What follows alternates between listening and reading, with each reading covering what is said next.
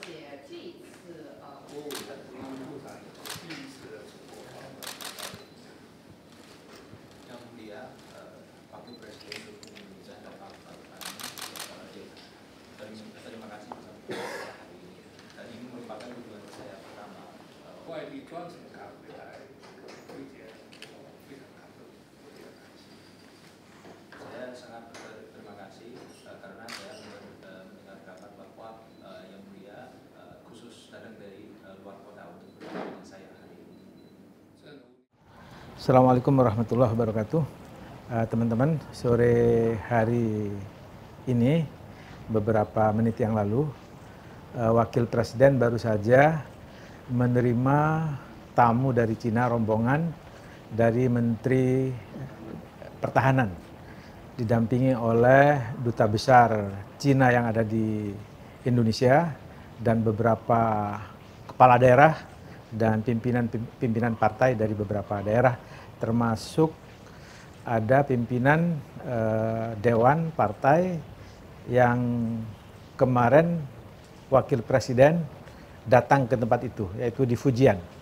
Jadi ada 5-6 orang kira-kira rombongan yang diterima oleh Wakil Presiden.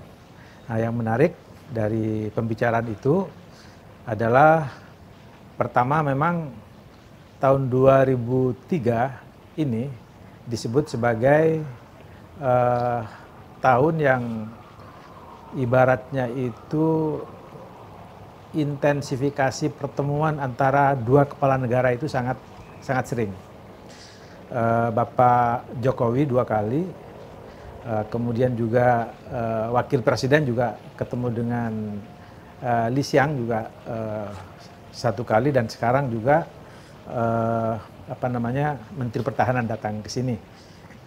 Di samping ke sini Menteri Pertahanan juga datang ke Menko Polhukam, datang juga ke Kapolri, dan belum saya kira banyak pejabat-pejabat lain antara pejabat Cina atau Tiongkok dan pejabat Indonesia bertemu. Kenapa itu? Saya kira ada 3 hal yang selalu menjadi pembicaraan selama ini.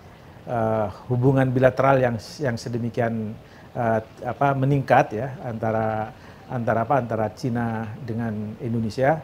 Yang pertama tentu saja adalah persahabatan yang sudah dibangun bilateral ini, supaya bagaimana antara hubungan dua negara itu tidak hanya hubungan yang sifatnya pemerintahan, tapi juga sudah hubungan ke tingkat budaya, ke tingkat people to people, kira-kira seperti itu.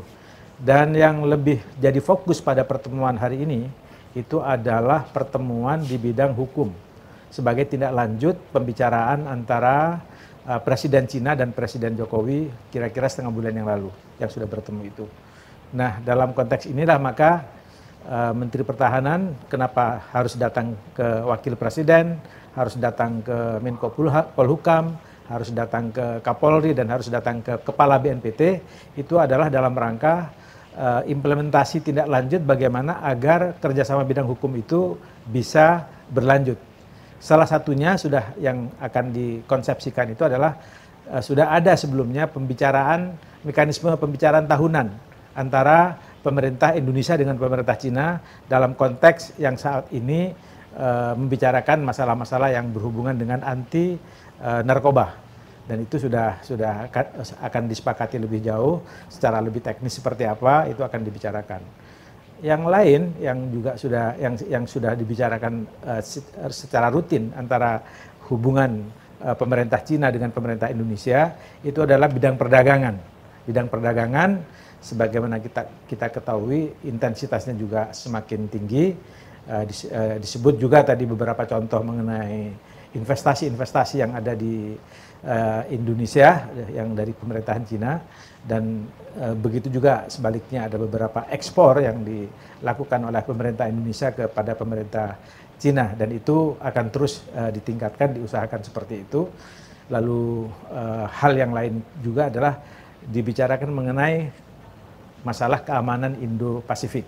Bagaimana pemerintah Cina dan pemerintah Indonesia supaya berkontribusi bisa menciptakan Indo-Pasifik yang damai dan Karena apa? Karena tadi juga dibicarakan oleh Wapres dan Menteri Pertahanan bahwa menghadapi situasi global yang ke depan ini kondisinya makin ada ketidakpastian secara global, komitmen Indonesia dan komitmen pemerintah Tiongkok, kedua negara berkomitmen untuk menciptakan suasana damai khususnya di Indo-Pasifik.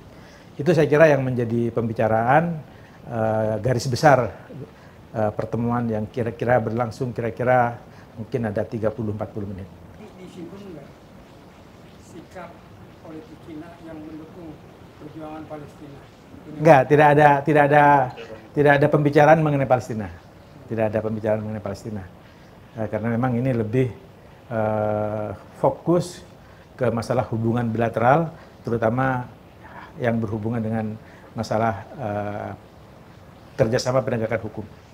Itu angle-nya ke situ pertemuan hari ini. Gitu. Silakan. Kalau jaminan keamanan investasi terhadap investasi Cina yang di Indonesia, Pak, tadi sudah dibicarakan khusus, Pak? Tidak ada pembicaraan secara khusus, tapi harapan itu ya, harapan ada. Karena memang salah satu pembicaraan yang terpenting bagaimana keamanan kerjasama ekonomi itu mesti saling menjaga. Itu yang seperti itu.